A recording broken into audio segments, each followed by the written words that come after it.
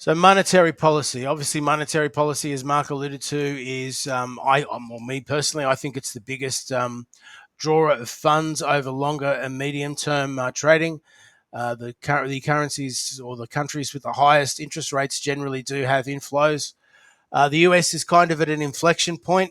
My personal view on that is that they finished cutting and that the next move on US rates will be up. And I think that'll be in Q4 of this year. Japan raised rates last week. It was the second raise they've had after having zero rates since the mid 1980s. So Japan is kind of the only country at the moment that is increasing interest rates. And for those of you who play dollar yen or who look at dollar yen in the major currencies, that's why the yen has outperformed all of the other majors at the moment, is because of the rising interest rates there in Japan. The ECB in Canada is still going to cut rates. I think interest rates in both of those countries are going to go very, very close to about 1%. So there's still a little bit of a way to go there. In Australia, we kind of missed the boat on cuts. Michelle Bullock will probably want to hold her fire. If the Fed cuts again, which I'd say is probably a 20% chance, I think we'd see a cut here.